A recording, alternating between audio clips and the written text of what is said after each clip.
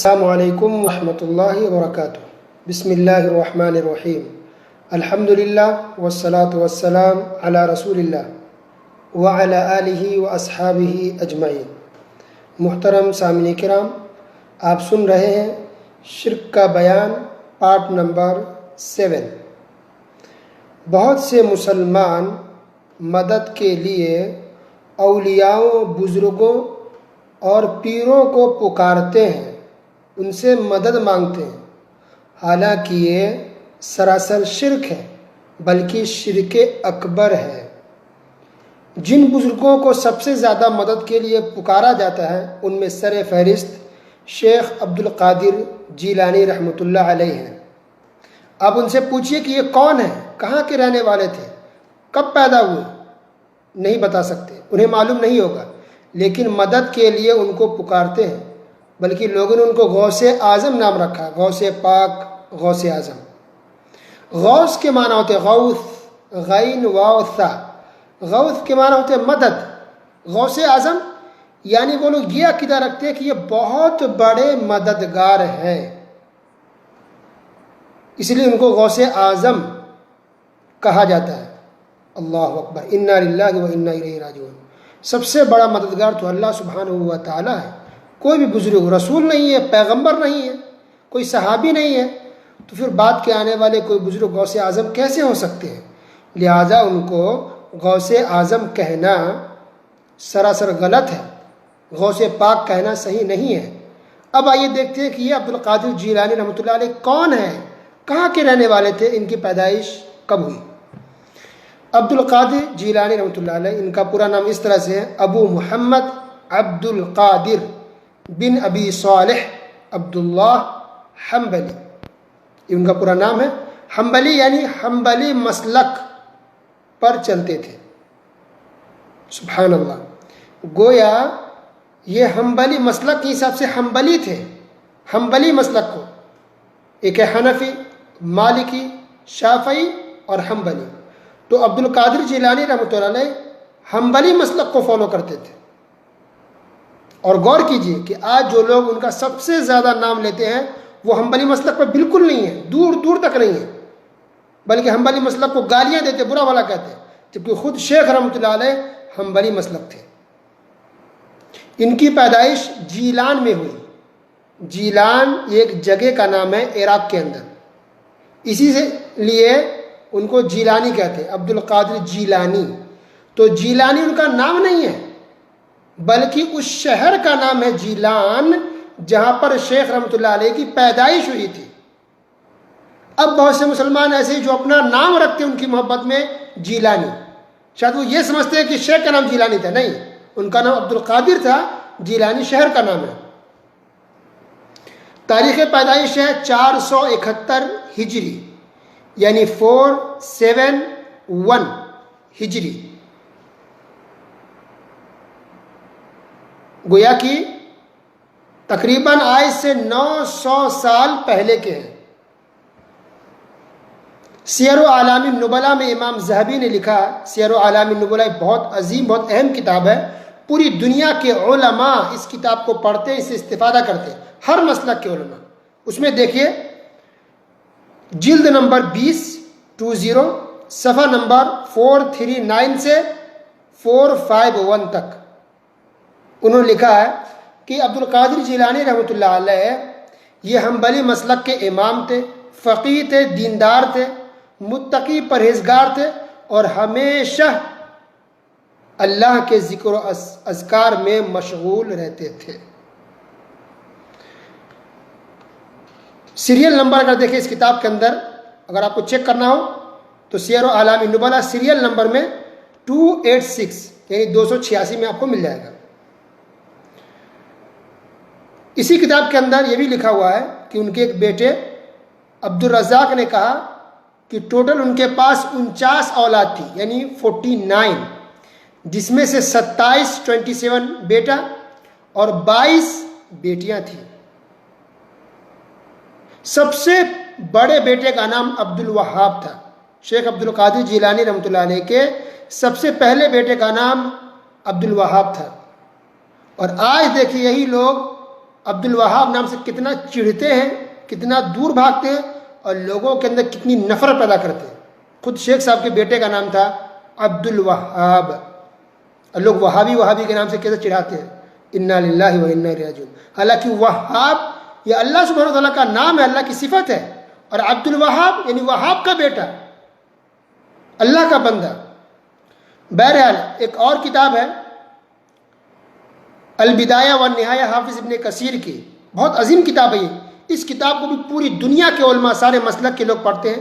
اس کے اندر بھی ان کا بیان، ان کا تعارف، ان کا انٹروڈکشن موجود ہے۔ تو امام ذہبی نے سیر اعلام النبلاء میں بہت ساری باتیں بیان کر کے یہ بھی کہا اخیر میں کہ شیخ عبد القادر جیلانی رحمۃ اللہ علیہ سے بہت سارے کرامات تو صادر ہوئے، ظاہر ہوئے ہیں، جو صحیح بھی ہیں، لیکن بہت سے واقعات، بہت سے کرامات ایسے ہیں جو سچ نہیں ہے، یہ لوگوں نے بنا کر کے ان کی طرف منسوب کر دیا ہے، جھوٹ بولا ہے۔ کچھ کرامات ثابت ہیں، لیکن بہت سے کرامات واقع جھوٹ ہیں، لوگوں نے بنا کے ان کے نام سے پھیلا دیا ہے۔ اور ہم جانتے ہیں، آپ کو یہ چیز پتا کہ دیکھیے حدیث کے نام پر بھی لوگوں نے بہت ساری جھوٹیں بنائی، جھوٹی جھوٹی حدیثیں بنا کے پھیلا دیتے ہیں کہ نبی نے یہ کہا، پوسٹ آتا ہے، واقعات لوگ سناتے ہیں، تحقیق کرنے میں پتہ چلتا ہے کہ وہ تو حدیث صحیح نہیں ہے، نبی صلی اللہ علیہ وسلم ایسا نہیں فرمایا ہے، لوگوں نے کسی نے بنایا ہے۔ تو ٹھیک ان کے ساتھ بھی ایسا ہوا کہ لوگوں نے بہت سے کرامات اور واقعات جھوٹے بنا کر کے ان کی طرف سے پھیلا دیا، ان کے نام پر لوگوں کے اندر وائرل کر دیا گیا۔ حافظ ابن کثیر البدایہ والنہایہ جلد نمبر 12 میں لکھتے ہیں کہ عبد القادر جیلانی رحمۃ اللہ علیہ ایک اچھے انسان تھے، لوگوں کو برائی سے روکتے تھے، منکر، بدعت، شرک سے روکتے تھے، اچھے اور بھلے کاموں کا حکم دیتے تھے۔ ان سے کچھ کرامات ظاہر ہوئی ہیں، لیکن لوگوں نے بہت زیادہ غلو سے کام لیا ہے اور بڑھا چڑھا کر کے پیش کیا ہے، اور بہت سی ایسی جھوٹی باتیں ان کی طرف منسوب کر دی ہیں جو کہ صحیح نہیں ہے۔ پھر انہوں نے کہا کہ شیخ کی کتاب بھی ہے غنیۃ الطالبین اور فتوح الغیب، انہوں نے لکھی ہے۔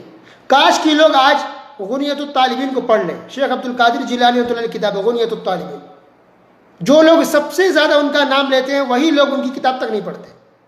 ان کے اندر وہ سنت کا انہوں نے بیان کیا، بدعت کا بیان کیا، شرک سے لوگوں کو روکا ہے۔ اللہ اکبر۔ اسی طرح شیخ الاسلام ابن تیمیہ رحمۃ اللہ علیہ نے بھی ان کے بارے میں اپنی کتاب مجموع الفتاوی میں ذکر کیا ہے، جلد نمبر 127 صفحہ نمبر 27 کے اندر، کہ بہت سے واقعات، بہت سے کرامات جو قرآن و حدیث کے بالکل خلاف ہیں، وہ شیخ عبد القادر جیلانی رحمۃ اللہ علیہ کے نام پر پھیلا دیا گیا ہے، ورنہ شیخ تو بڑے عالم تھے، نیک تھے، وہ ان باتوں سے بری ہیں۔ یہ لوگوں نے پھیلایا ہے، ان کے نام پر لوگوں کے اندر وائرل، سماج میں وائرل کر دیا گیا ہے۔ اسی طرح مکہ مکرمہ کے اندر ایک یونیورسٹی ہے ام القری یونیورسٹی، اس یونیورسٹی کے اندر ایک طالب نے، ایک اسٹوڈنٹ نے PhD کا مقالہ، رسالہ لکھا ہے، اور اس رسالے کا نام یہی تھا، شیخ عبد القادر جیلانی رحمۃ اللہ علیہ، ان کی شخصیت، ان کا تعارف، ان کا عقیدہ۔ یہ بہت عظیم کتاب ہے، بہت موٹی کتاب ہے، 600 صفحات سے بھی زیادہ ہے۔ تو اس کتاب کے اندر جو تحقیق کی گئی تو اس کا خلاصہ یہ ہے پوری کتاب کا کہ عبد القادر جیلانی رحمۃ اللہ علیہ سلفی العقیدہ تھے، یعنی سلف صالحین کے عقیدے پر تھے۔ عقیدہ کے تمام مسائل، ایمان ہو، توحید ہو، یہ سب عقیدہ ان کا صحیح تھا، اہل سنت والجماعت کے عقیدے پر تھے۔ ان سے کرامات ظاہر ہوئی ہیں، یہ بات سچ ہے، لیکن بہت سے کرامات، بہت سے واقعات ایسے ہیں جس کے اندر غلو ہے، لوگوں نے بڑھا چڑھا کر کے پیش کر دیا ہے، ان کی طرف نسبت کر دی گئی ہے، وہ ان سے بری ہے، یہ لوگوں نے پھیلایا ہے۔ تو بہت سے کرامات، واقعات جو سراسر غلط ہے، صحیح نہیں ہے، اور انہوں نے ویسا کہا بھی نہیں ہے، یہ لوگوں نے بعد میں پھیلا دیا ہے۔ یہ ہے اس کتاب کے اندر صفحہ نمبر 660 سے 661 تک خلاصہ۔ ان کی وفات، شیخ عبد القادر جیلانی رحمۃ اللہ علیہ کی وفات ہوئی 10 ربیع الاخر کو، 10 ربیع الاخر 561 ہجری، یعنی 561 ہجری کو شیخ عبد القادر جیلانی رحمۃ اللہ علیہ کی وفات ہو جاتی ہے. ٹوٹل ان کو جو عمر ملی زندگی وہ 90 سال کی ملی. 90 ایئرس دنیا میں زندہ رہے اور اس کے بعد ان کی وفات ہو جاتی ہے. ان کی قبر عراق یعنی بغداد کے اندر ہے, ان کو وہیں دفن کیا گیا.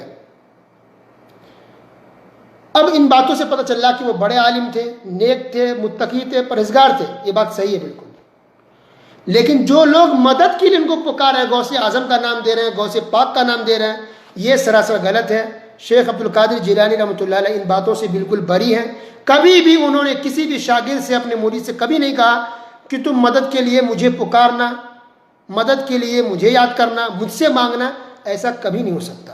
ایک عام مسلمان بھی ایسی جرات نہیں کر سکتا کہ وہ شرک کی دعوت دے. تو اتنے بڑے عالم, اتنے بڑے فقیہ, اتنے بڑے بزرگ ولی ہو کر کے یہ کیسے کہہ سکتے ہیں کہ تم لوگ میرے نام کی نظر ماننا, میرے نام پر جانور ذبح کرنا, مجھے پکارنا, مجھے غوث اعظم کہنا, یہ کبھی بھی تصور بھی ہم نہیں کر سکتے.